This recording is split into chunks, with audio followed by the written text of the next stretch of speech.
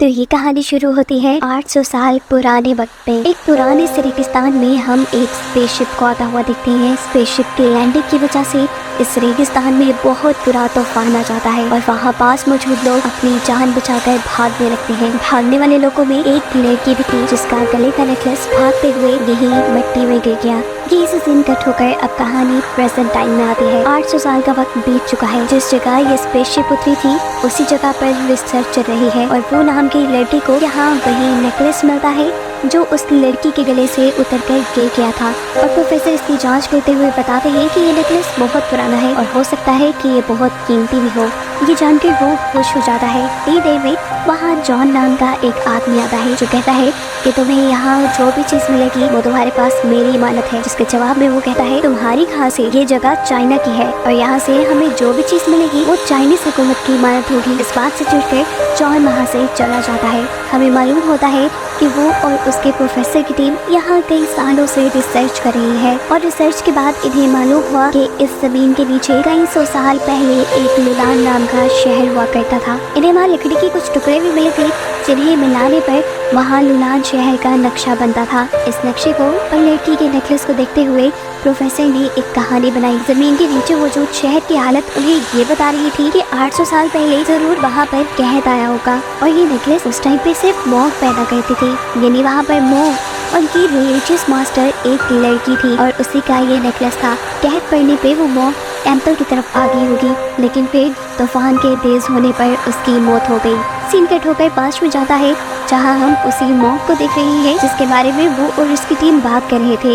इस मॉक का नाम यमन था जो अपने साथी जिन के साथ तूफान से बचकर भाग रही थी। ये लोग मुश्किल से टेम्पल तक तो पहुंच जाते हैं लेकिन जिन की हालत बहुत ज्यादा खराब हो चुकी थी। हमें मालूम होता है कि जिन यहाँ लुलान शहर का बादशाह था लेकिन अब उसकी हालत खराब थी। वो अपनी जिंदगी की आखिरी सांसें गिर रहा था और इस दौरान वो यमन से कहता है कि मेरे भाई से बचकर रहना, वो एक अच्छा इंसान नहीं। ये कहते ही जिन मारा जाता है और दुख में जिन टेम्पल के अंदर चले जाते हैं। वो अब गॉड से प्रे करने लगी थी कि प्लीज गॉड इस शहर को फेमिन यानी कहत लगने से बचा ले। जैसे जैसे वो प्रे करती जा रही थी यहाँ टेम्पल में मौजूद दिए जलते जा रहे थे और अचानक टेम्पल के अंदर लगे हुए एक शीशे में से तेज रोशनी निकलती है ऐसे जैसे वो सूरज हो और फिर एकदम से वो शीशा जमीन पे गिरकर टूट जाता है। यमन को लगता है कि गॉड इस शीशे के जरिए उसे कुछ कहना चाहते हैं। जबकि सीन यहाँ से कट होकर प्रेजेंट में आ जाता है। प्रेजेंट में हम वो को देखते हैं। वो और उसकी प्रोफेसर की टीम अब लुलान शहर से मिले हुए सारी पुरानी चीज़ों को इकट्ठा करके वापस यूनिवर्सिटी की तरफ जा रहे थे। इस बात से अनजान कि उनके पीछे कोई लगा हुआ है या दो लोग छुपकर उनकी ट्रेन में बैठे हुए थे जो असल भी उनके दुश्मन जॉन के साथ ही थे। जॉन दरअसल लुलान शहर से मिली हुई सारी चीज़ें अपने पास रखना चाहता था क्योंकि लुलान शहर आज से 800 साल पहले ही ख़त्म हो चुका है और अगर आज के ज़माने में कोई इसकी खोज करता है तो गवर्नमेंट की तरफ से उसे बहुत बड़ा इनाम दिया जाएगा। लुलान शहर के सारे सबूत सारी चीज़ों को खुद हासिल करके जॉन गवर्नमेंट से मिलने वाला इनाम खुद पाना चाहता था।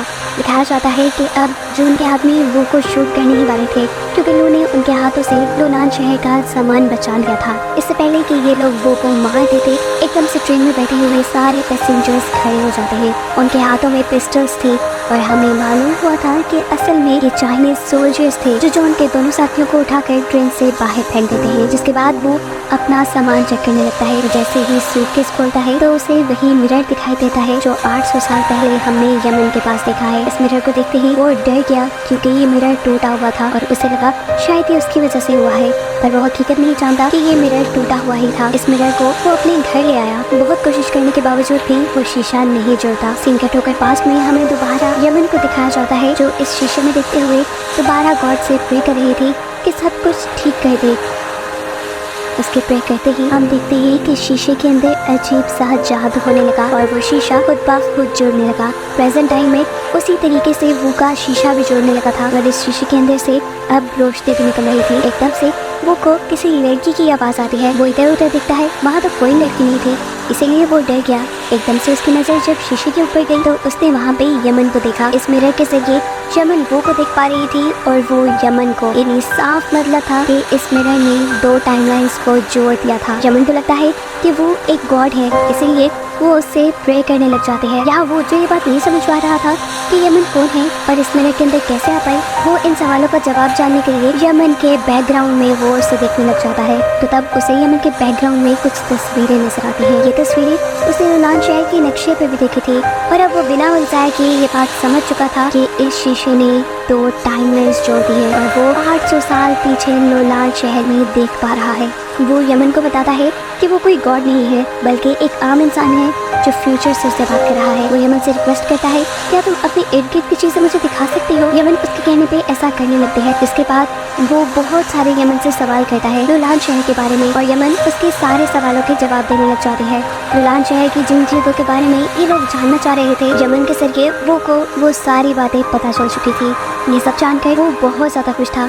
उसने सारे सवालों के जवाब ढूंढ लिए थे, लेकिन इससे पहले कि अब वो यमन से कुछ और पूछता या उसे कुछ कहता, वो देखता है कि यमन की तबीयत खराब होने लगी है। वो जल्दी से अपनी फ्रिज से जाकर कुछ खाने को लेकर आता है और उसे यमन को दे देता है। यमन भी इस मिरर के अंदर हाथ डालकर उस चीज को पकड़ लेती है और उसे खाने लगती है। ये खाने में बहुत मजेदार था। यमन ने अपने टाइम में ऐसी चीज कभी नहीं खाई थी। खाते हुए यमन वो से बातें करने लग जाती है और देखते ही देखते इनके दरमियान में अच्छी अंडरस्टैंडिंग हो जाती है। अब दिखाया जाता है कि थोड़े से ही अरसे में वो ने यमन की दी हुई इंफॉर्मेशन के जरिए नूलान शहर के ऊपर एक बुक लिख डाली थी। इतनी बड़ी खोज करने के लिए वो को गवर्नमेंट की तरफ से बहुत बड़ा इनाम भी दिया जाता है। इस सेरेमनी में हम देखते हैं कि जॉन भी था जो वो की इस कामयाबी से काफी हैरान था। उसे समझ नहीं आ रही थी कि वो ने इतनी जल्दी और इतने सारी सच्चाइयों का कैसे पता चला गया। वो समझ आता है कि इसके पीछे कोई तो राज है। फिर हम देखते हैं कि वो अब अपने घर जाता है और उस मिरर के जरिए दोबारा यमन से कांटेक्ट करता है। आज यमन काफी उदास लग रही थी। वो पूछता है, क्या हुआ तुम्हें, जिसके जवाब में यमन बताती है कि यहाँ बहुत बड़ी तबाही आ गई है। हमारा राजा बहुत ज्यादा बुरा है। पहले यहाँ का राजा जिन हुआ करता था, वो बहुत रहमदिल था, लेकिन फिर उसके भाई ने उसके साथ गद्दारी की और ये हुकूमत खुद संभाल ली, जिसके बाद से ये शहर तबाही की तरफ जाता जा रहा है। यमन वो को अब उस स्पेसशिप के बारे में भी बताती है जिसे कहानी के स्टार्ट में हमने पास्ट में लैंड होते देखा था। यमन उसे बताती है कि एक उड़ने वाली चीज के जरिए गॉड हमारे यहाँ आए हैं जिसे वो बुरा बादशाह मारना चाह रहा है। वो ये बात समझ जाता है कि यमन एलियंस के बारे में बात कर रही है। जरूर वो स्पेसशिप में यहाँ आए होंगे और उस राजा ने एलियंस को मार दिया होगा। जिस टाइम ये दोनों बातें कर रहे थे, हम देखते हैं कि वो की साथ ही दरवाजे की बाहर से उनकी सारी बातें सुन लेते हैं। इससे पहले कि वो भी अंदर आती, पीछे से उसे जॉन के लोग किडनैप कर लेते हैं और अब इसी लड़की के जरिए जॉन को वो का राज पता चल जाता है कि कैसे उसने इतनी जल्दी नूलान शहर पे एक बुक लिख डाली थी। इसीलिए जॉन अब अपने 2 आदमियों को वो भी घर भेजता है उस शीशे को चुराने के लिए। जबकि यहाँ हम देखते हैं कि वो उस शीशे को अपने पास रखकर सो रहा था। वो इस शीशे को अब ज्यादा अपने से दूर नहीं करता था क्योंकि उसे यमन से प्यार हो गया था। यमन को देखे बगैर, उसे बात की बगैर उसे नींद नहीं आती थी। इस शीशे के जरिए ही यमन उसकी जिंदगी का एक हिस्सा बन गई थी, एक बहुत अहम हिस्सा।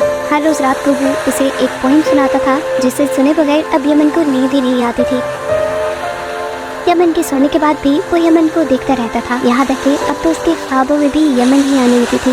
यहाँ दिखाया जाता है कि चुपके से जॉन के 2 आदमी वो के घर घुस गए, लेकिन किस्मत से वो को उनके आने का पता चल गया और वो अपना शीशा उठाते हुए अपने कमरे की पीछे वाली खिड़की से वहाँ से भाग गया। वो एक साइड पे छुपकर यमन को शीशे के जरिए अपनी सारी कंडीशन बताने की कोशिश करता है कि कैसे उसके पीछे एक जॉन नाम का आदमी पड़ा है जो इस शीशे को लेना चाहता है। इससे पहले कि वो और भी कुछ बता पाता, वो के कंधे पर जॉन हाथ रख देता है और उसके हाथ से शीशा ले लेता है। वो को जॉन के लोग पकड़ लेते हैं, जबकि दूसरी तरफ हमें दिखाया जाता है कि यमन के इस टेंपल के अंदर भी नूलान के बुरे बादशाह के सिपाहियों ने आकर यमन को भी पकड़ लिया था और इन दोनों के दूर होने की वजह से इस मिरर का पोर्टल बंद हो चुका था।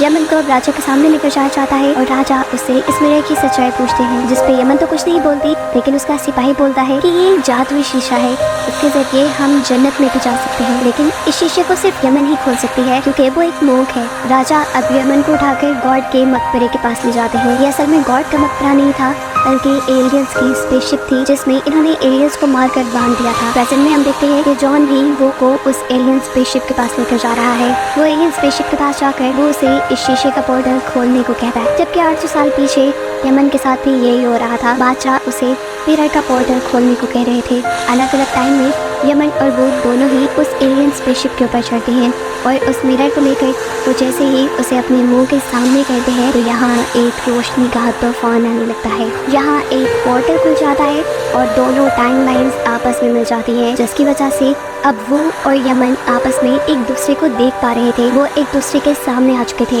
यमन को सामने देखते ही वो जल्दी से उसे गले लगा लेता है। यमन भी उसे देखकर इमोशनल हो चुकी थी क्योंकि यमन भी अब उसे प्यार करने लगी थी। इसके बाद वो यमन को अपने से दूर करता है और कहता है सब ठीक हो जाएगा, तुम फिक्र मत करो। जॉन को ये सब देखकर गुस्सा आ जाता है और गुस्से में वो जॉन को गोली मार देता है। उसकी गोली मारने से ये पोर्टल बंद होने लगा था। दूसरी तरफ 800 साल पीछे यमन को भी बादशाह के सोल्जर्स ने पकड़ लिया। यहाँ वो जिसे कंधे में गोली लगी थी उसके साथ ही उसकी जान बचाने के लिए उसे रेस्क्यू कर लेती है और इस बंद होते पोर्टल से बादशाह और उसके कई सोल्जर इस फ्यूचर की दुनिया में आ जाते हैं। दिखाया जाता है कि यमन 800 साल पीछे ही रह गई थी और बादशाह के इधर आते ही पोर्टल बंद हो चुका था। ये बुरा राजा जॉन से पूछता है क्या यही जन्नत है? जॉन कहता है हाँ यही जन्नत है और मैं तुम्हारा खुदा हूँ। ये सुनकर उस बुरे राजा को गुस्सा आ जाता है क्योंकि खुदा तो वो खुद बनना चाहता था। इसी गुस्से में वो अपने सोल्जर के हाथ से उसका वेपन उठाकर जॉन के एक हाथ को मार देता है। इस तरह जॉन और राजा के दरमियान में एक जंग छिड़ जाती है। राजा के सोल्जर्स के पास पुराने जमाने के वेपन्स थे जबकि जॉन के लोगों के पास आर्म्स और पिस्टल्स थे। इससे पहले कि इनके दरमियान हुई जंग कोई और शक्ल लेती, एकदम से इस जगह दोबारा रेत का तूफान आ जाता है और ये सारे के सारे इस तूफान के अंदर धंस जाते हैं। लकीली वो और उसके साथी जो पहले ही यहाँ से भाग गए थे वो इस तूफान से बच गए थे। सीन कट होकर हमें कई साल बाद का सीन दिखाया जाता है। वो अब बूढ़ा हो चुका है। वो दोबारा इस जगह आया है क्योंकि अभी भी यहाँ पर रिसर्च जारी है। यहाँ पर अब कोई और टीम रिसर्च कर रही थी और इन्हें यहाँ पे और भी पुरानी चीजें मिली थी। उन्हीं में से एक चीज को वो उठाकर देखता है, उसमें एंशिएंट यानी पुरानी लैंग्वेज में कुछ लिखा हुआ था। यमन के साथ बातें कर करके उसे पुरानी लैंग्वेज तो आ गई थी, इसीलिए वो बहुत ही आसानी से ये लैंग्वेज पढ़ पा रहा था। इस पत्थर पे वही पोएम लिखी थी जो वो पुराने जमाने में यमन को सुनाया करता था। ये यमन का लिखा हुआ था। ये यमन का था जिसे देखते हुए उसकी आंखों में आंसू आ जाते हैं और इसी टुकड़े को देखते हुए वो को इस बात का भी अंदाजा हो गया था कि उस दिन पोर्टल बंद होते हुए यमन मरी नहीं थी, वो जिंदा रह गई थी और उसने अपनी बाकी पूरी जिंदगी वो को याद करते हुए गुजार दी। वो भी यमन को याद करते हुए मुस्कुराता है और ये कहानी यहीं खत्म हो जाती है।